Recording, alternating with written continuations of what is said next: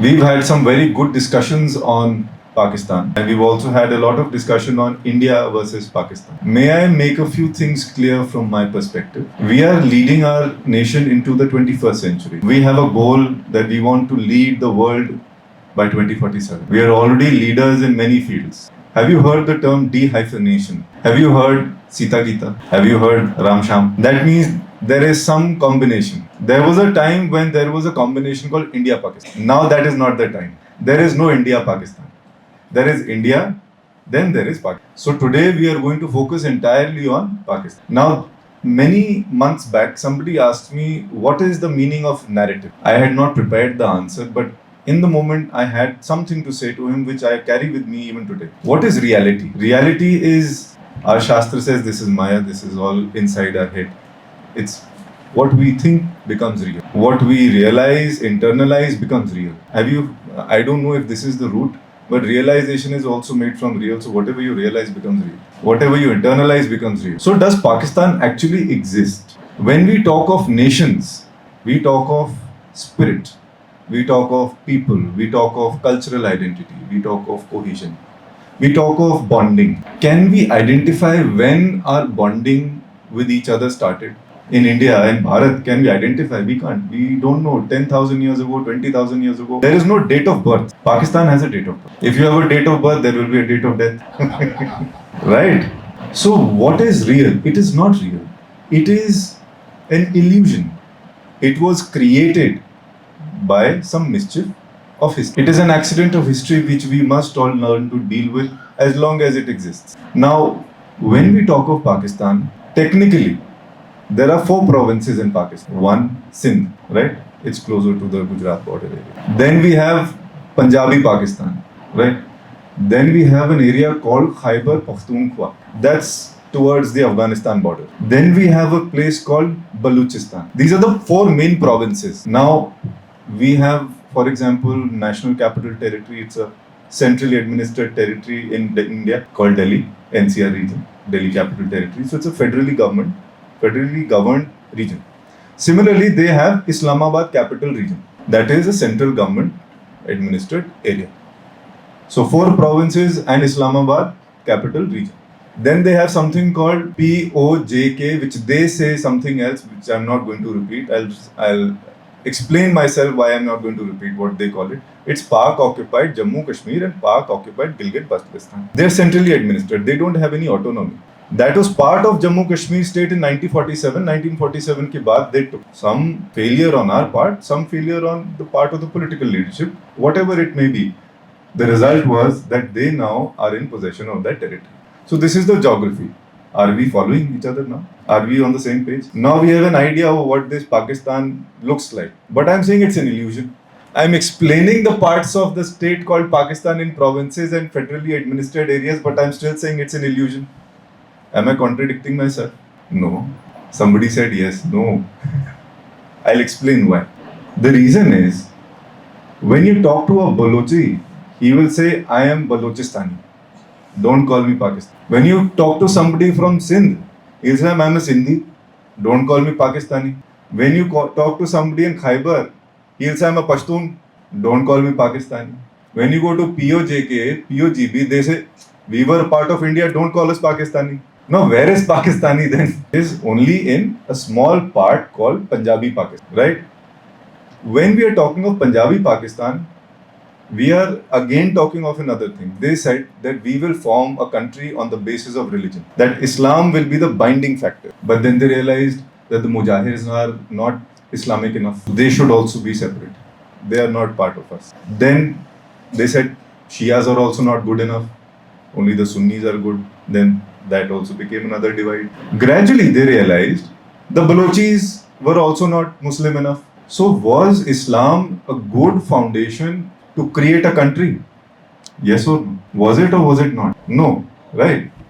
See, I'm going to keep asking these questions to make sure that I'm reaching or make sure that everybody is not falling asleep, because the last speaker always gets the end of the rut. Everybody is waiting to go to tea and everybody is just waiting, Arey, isko bolo jaldi khatam karo. So we have realized that nobody wants to be Pakistani. Even those who are following Islam are not Pakistani, then who is Pakistani? If there is no Pakistani, where is Pakistan? If there is no Pakistani, where is Pakistan? Piece of land. Can that become a nation? No. The people of a country convert that country into a nation. When you don't have people, where is the nation? Now, this is the cultural, spiritual aspect of it. Even on mathematical terms, when I say debt trap, or I say rogue state, failed state, I'm not saying nation, I'm saying state, Sarkar, not Rashtra. That also has failed. Now, I'll give you an example. A few days ago, there was a news, and somebody from the Pakistani political class said, "हमारे गधों की पैदावार इस साल 60 लाख है." It's ma'am is laughing in the last row. I think she understands Hindi very well. This is not a joke. Mind you, the biggest export, one of the biggest exports of the Pakistani state is donkeys. The largest production that they have is donkeys. And a politician actually said this, हमें फक्र है कि इस साल हमारे गधों की पैदावार 60 लाख है. So economically it has failed. And whatever export they do, the money also goes to the Pakistani army, the Pakistani state, and the Pakistani funded militants. It doesn't go to the common man. The common man there cannot afford a donkey also. It was an actual news report. Please go and read it. The common agriculturist, farmer, labor in Pakistan today cannot afford a donkey. If he wants to take his grain from the farm to his house, he can't afford a donkey. So it is a failed state. So now when you're in such a situation, you're a desperate country, you're a desperate nation, you're a desperate group of people. So today, are we talking about demonizing and saying bad things about the people living in Pakistan? No. We are saying we have the privilege of living in a beautiful country. We have freedom of speech. What are borders? What are borders? See, if you guys are going to get bored, then I'll switch off. But can anybody tell me what are borders? Border is basically a cultural divide. This side of the border in India, you can say whatever you want. That side, you take 2 steps inside Pakistan, you can't say anything. 2 steps there, you can say talak, talak, talak, done.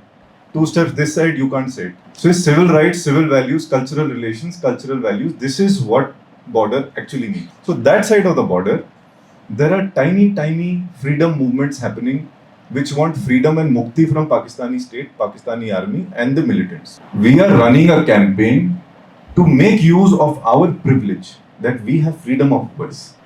If we are not able to use our privilege for the right thing, then what is this privilege for? When we were small children, and you all are mothers here, I can see that you must have children. If you send them to tuition, you say, "Beta, in our time we didn't have tuition. You have the privilege to go to tuition, so better you make use of it." We didn't have a car to go to office. We didn't have a car to send our children. Our parents didn't have a car to send us to school in a car. So you have the privilege, so you must make use of it for the betterment of your life and so that you can do better for society. We have the privilege of freedom of speech. There are news articles on a daily basis. A few days ago, I was reading, there was an article called, it was about the Kurdish leadership. So the Kurds are a community where they're fighting for their freedom from Turkey in that part of the world. Same day, there was a news about the Baluchis. But the Baluchis who were fighting for the freedom were called terrorists. You're fighting for your freedom. In any other part of the world, you're called a freedom fighter. But nobody in the world is talking about the people who are being killed and abducted in Balochistan. Very few. I'm sure there are people. It's not that we are living in some isolated silo, but there are voices for sure. But it's not enough. We need to develop that sensitivity that why should we not talk about them?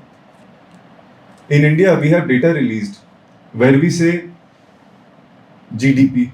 We talk about female infanticide, then we talk about female birth sex ratios, etc., etc., etc. So that data gives us an idea that what is going on in that society, right? So if I was to give you how many cars were sold on Diwali, it tells you that people had a lot of money to spend. So data tells you what is going on in society, right? Suppose you were to live in a city where the general data or regular data that was released, the title of the data was Murder and Dump. This is officially released data by various international and national organizations for Balochistan. How many people were murdered and dumped? Second data, death by torture. It's not death by heart attack. There's a separate column for death by torture. Then there is a separate column for extrajudicial killings. Then there is a separate for enforced disappearances. Disappearances होता है 48 घंटे तक कोई आदमी नहीं मिला तो वो मिसिंग है. घर वाले आकर you should file a complaint for 24 hours or 48 hours or whatever the provision is that the child or the person is missing and we need to file a law or file a complaint or you please take some action. Enforced disappearances, I will force you to disappear. I will create such bad circumstances that I will come to your house, I will take you for questioning, I will say I am the authority and I can do it. It is enforced disappearances. I will force you to disappear from the face of the earth. Imagine living in a city or an area where these data points are regular features. Mother and son are sitting and having breakfast in the morning and they're reading the article. What is the enforced disappearance rate this year? This is the state of society there. Our privilege is useless if we don't say something. And it is not just an India-Pakistan issue, it is actually not an India-Pakistan issue. We have brotherly ties with Baluchis. Do you know there is a community called Maratha Baluchi? Professor Saab knows. Marathas who went to war in that border area, settled there, they are called Maratha Baluchis. The Sindhis, we have cultural ties with them dating back from Indus Valley civilization till date. The Pashtuns, they all ally themselves with the Afghans. We know the Afghans are very positive towards us. POJK, POGB, that is part of India, they are rallying so that they become. So we have good positive relations with these people. Our problem is with a few Pakistanis, not with these guys. And those two who are living in that small tiny Islamabad, Rawalpindi, Punjabi belt. Punjab province is much bigger than Islamabad and Rawalpindi. But I'm particularly talking about these two areas because within Pakistani Punjab also there was a movement. They wanted a separate province for themselves there also. The Saraikistanis. There, can you imagine? The Pakistani Punjabi army is very strong in the Punjab province of Pakistan. We know the geography of Pakistan by now. When I'm talking, I think it's clear. I hope it's clear. I see a lot of heads being nodded, so I'll take it as a yes. Imagine within that tiny part of Pakistan where they have legitimacy, where the people say, yes, we are Pakistani. Even there is a big community saying that we don't speak Punjabi, we speak Saraiki. We need a separate province. Saraikistan bana ke do hamare ko, we need Saraikistan. So, if I really go into the detail, we will need another one of every province wanting to be divided into another province. Every community wanting to be called by its own name, not the Pakistani idea. Provinces wanting to be independent nations. So the idea is when there is so much unrest, the Pakistani state wants to compete with India. Shahbaz Sharif said, अगर मैं हिंदुस्तान को हरा ना दूं तो मेरा नाम शाहबाज नहीं. You remember this statement? मंच पे खड़े होकर ऐसे ऐसे बोल रहा है, मेरे को लग रहा है उसको कोई ऐसे हिला रहा है कि some earthquake is happening. What is happening? He's going mad. Then the army is so driven, we have to defeat India. They don't have the money, so they will get resources from wherever they can. Balochis, Pashtunis, Sindhis, they have the resources. So this answers why are they so hostile towards these people. When I say somebody is killing somebody, I can't say it without actually mentioning why are they doing it. So I'm completing the logic by saying they want it for the money. It's for the resources. And they have cultural differences, so they will wipe out the culture that is opposing their move.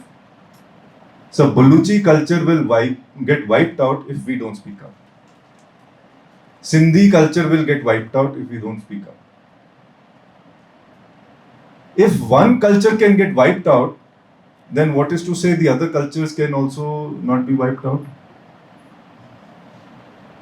कहते हैं ना, if the child makes the first mistake and you don't correct that mistake, he will make the second mistake.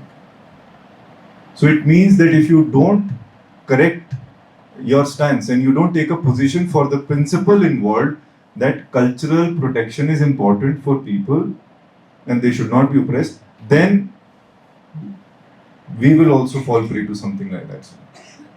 The region has to be secure.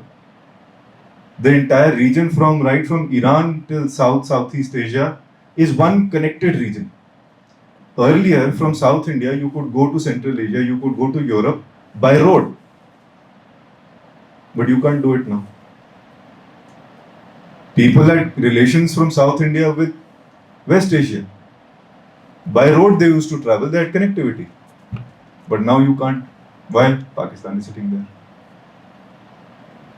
So when we talk about no more Pakistan, we are saying that we must give voice to the voiceless. We are not saying that Bhagwan ji, Pakistan khatam kar de. We are not saying it. It's already happening. We are already seeing it happen. So we are only identifying that it's happening. Their own opposition leader, their own political community, they don't have respect for anybody. You know, the last prime minister was called Gadon ka Badshah.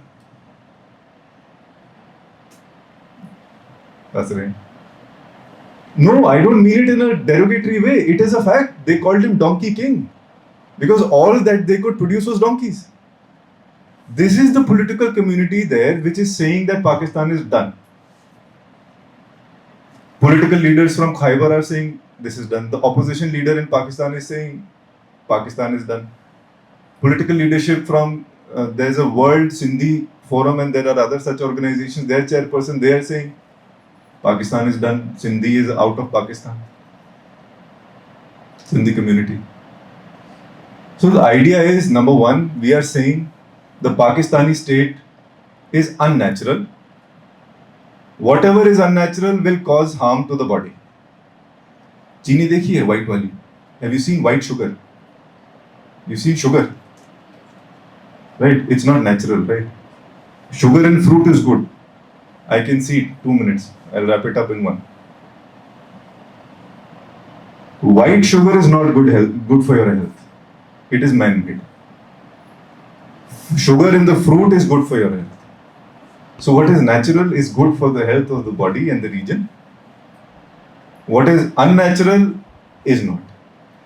So this state is immoral.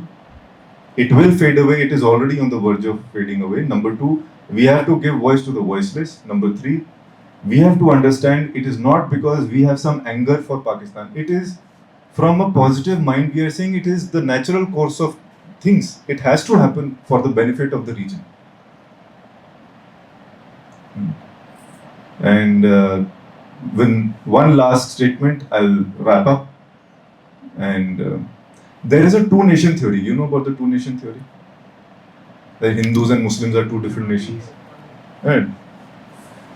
So, as Sir rightly said, failed Marshal Mullah Asif Munir has said that two-nation theory exists and it will continue to exist even in India. Hindus and Muslims cannot stay together. He was basically saying that is why Pakistan was born.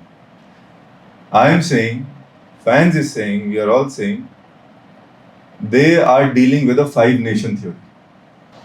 Some are saying it's 8-nation. Minimum they are dealing with a 5-nation theory. So let's see which is the truth. Here in India, all minorities, majority, every sect community live in peace. There, people of the same community are also not living together. They don't want to be called by the same name. So you decide whether the two-nation theory lives or the 5-nation theory is going to be a reality. 5-nation theory. Ours is a 1-nation theory. Ours is a 1-nation theory. One civilizational theory. We are ajanma, they are janma. What is ajanma is शाश्वत, जो जन्मा है वो जाएगा. धन्यवाद. Thank you.